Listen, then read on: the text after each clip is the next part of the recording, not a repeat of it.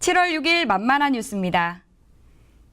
이달부터 시행한 개정 근로기준법으로 장애인 활동지원사와 이용자, 중개기관 모두 어려움을 토로하고 있습니다. 개정 근로기준법 제54조에는 근로시간이 4시간인 경우 30분 이상, 8시간인 경우 1시간 이상의 휴게 시간을 노동자에게 제공해야 한다고 명시하고 있습니다.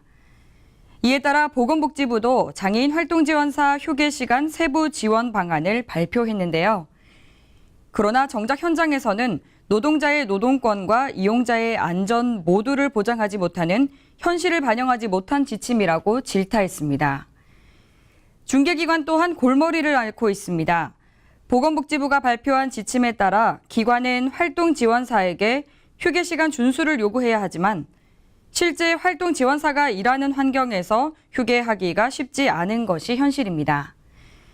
휴게 공간을 별도로 마련할 수도 없고 30분이나 1시간의 휴게를 위해 이동하는 것도 현실적이지 않다는 것이 현장의 목소리입니다. 이러한 문제를 근본적으로 해결하기 위한 활동지원사의 특수성을 감안한 개선 요구도 나왔습니다. 정의당 윤소화 의원은 활동지원사의 휴게 시간과 장애인의 이용권과 선택권을 존중받을 수 있는 방안이 필요하다며 분기별 또는 반기별로 일정 기간 휴게 시간을 모아 사용하고 이에 따른 대체 인력은 사회서비스원을 활용하는 등 업무 형태에 따른 다양성이 법에 담겨야 한다고 제언했습니다. 더불어 활동지원 서비스와 관련해 정부와 당사자와 함께 논의를 적극적으로 해나갈 것이라고 말했습니다. 다음 소식입니다.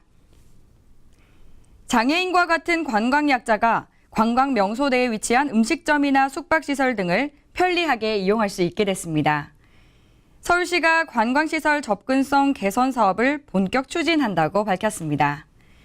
올해 시범사업 대상지인 중구 다동과 무교동 지역은 관광특구로 지정된 장소로 주변에 청계천과 광화문 광장 등이 있어 평소 많은 국내외 관광객이 방문하는 곳이었는데요.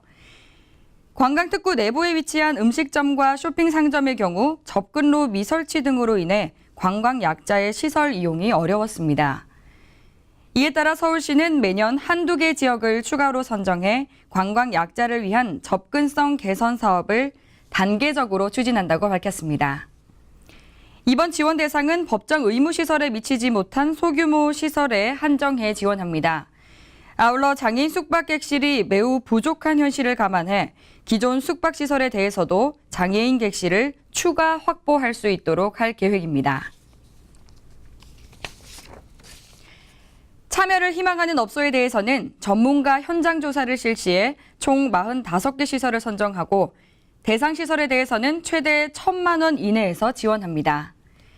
이번 달과 다음 달 내로 다동과 무교동 관광특구 상인을 대상으로 설명회를 열고 신청 접수와 현장 조사를 통해 대상 업소를 확정하고 오는 9월에서 11월까지 본격적인 개선 공사를 시행할 예정입니다. 다음 소식입니다. 보건복지부와 국민건강보험공단이 지난 5일 노인복지관 인지 지원 서비스 워크숍을 개최하고 우수 사례를 공유했습니다. 보건복지부는 지난 1월 경증 치매 노인도 장기요양 서비스를 받을 수 있는 장기요양 인지지원 등급을 신설했는데요. 따라서 지난 4월부터 경증 치매 노인이 지역의 복지관에서 인지지원 서비스를 받을 수 있도록 운영하고 있습니다. 이러한 서비스에 대해 보건복지부 관계자는 노인복지관 인지지원 서비스 시범사업은 새롭게 장기요양 제도에 진입하는 인지지원 등급 노인에게 기존 장기요양기관이 아닌 거주지역의 노인복지관에서 인지재활 프로그램을 이용하도록 지원한다는 점에서 그 의미가 크다고 설명했습니다. 노인복지관 인지지원 서비스 1차 시범사업이 이번 달 말 완료되는데요. 1차 시범사업에서 나타난 문제점을 보완해 오는 9월부터 4개월간 2차 시범사업을 실시할 예정입니다.